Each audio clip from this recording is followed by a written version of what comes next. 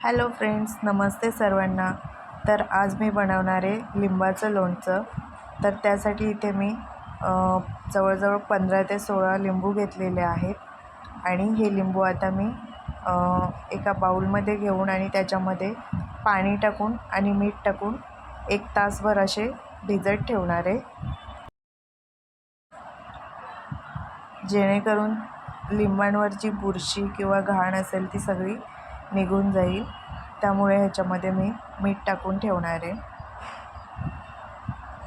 तसं बघितलं तर ही लिंबं स्वच्छच असतील, कारण ही मी डायरेक्ट झाडावरून काढून आणलेली आहेत माझ्या बहिणीकडनं. तर आता जवळजवळ 1 तास झालेला आहे आणि आता हे लिंबू स्वच्छ धुवून आणि मी एका पडक्यावर काढून घेणार आहे आणि स्वच्छ असे पुसून घेणार आहे. एकदम कोरडे करून घ्यायचे आहेत. त्यानंतर मग मी हे आता कट करून घेणार आहे.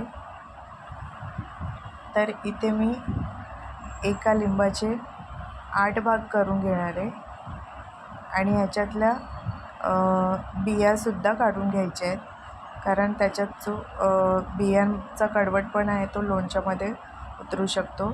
त्यामुळे मी बिया काढून घेणार आहे.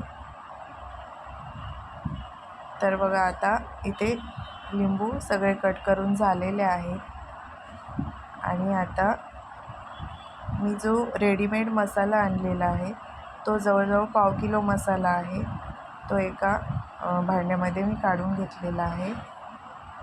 आणि आता हा मसाला ना तिखट आहे, त्यामुळे ह्याच्यामध्ये मी चवीनुसार मीठ टाकून घेणार आहे. तर इथे मी मीठ टाकून घेतलेलं आहे. त्यानंतर ह्याच्यामध्ये मी आता हिंगाची फोडणी घालून घेणार आहे. तर इथे मी तेल गरम करून घेतलेलं आहे आणि आता ह्याच्यामध्ये हिंग टाकून घेणार आहे आणि ही गरम गरम फोडणी या मसाल्यावर टाकून घ्यायची आहे. तर मी फोडणी टाकून घेतलेली आहे आणि छान मिक्स करून घ्यायचं आहे. आणि त्यानंतर मग थोडासा मसाला थंड होऊ द्यायचा आहे आणि त्यानंतर ह्याच्यामध्ये मी आता लिंबू टाकून घेतलेले आहेत आणि मस्त असं मिक्स करून घ्यायचं आहे. तर इथे मी सगळे लिंबू चांगल्या प्रकारे मिक्स करून घेतलेले आहेत.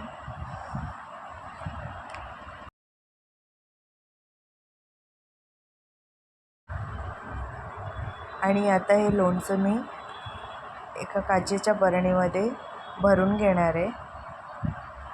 तर हे अशा पद्धतीने भरून घ्यायचं आहे.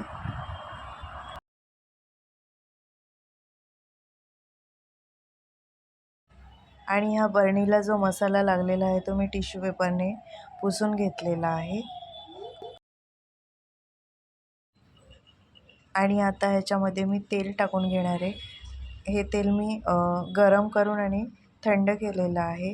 ते आता लोणचं बुडेसपर्यंत मी टाकून घेणार आहे. मी तेल थोडंसं कमीच टाकलेलं आहे, कारण मुरल्यानंतर अजून तेल वरती येईल लोणच्याच्या. तर हे आता मी मिक्स करून घेणार आहे, जेणेकरून जे तेल आहे ते वरती येईल.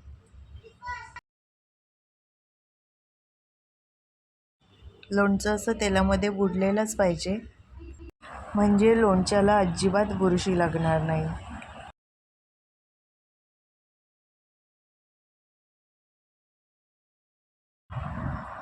तर हे बघा, आता जवळजवळ बरंचसं लोणचं आतमध्ये बुडलेलं आहे, तेल वर आलेलं आहे आणि आता बुरशी लागण्याचं टेन्शन नाही आहे. तुम्ही बघू शकता.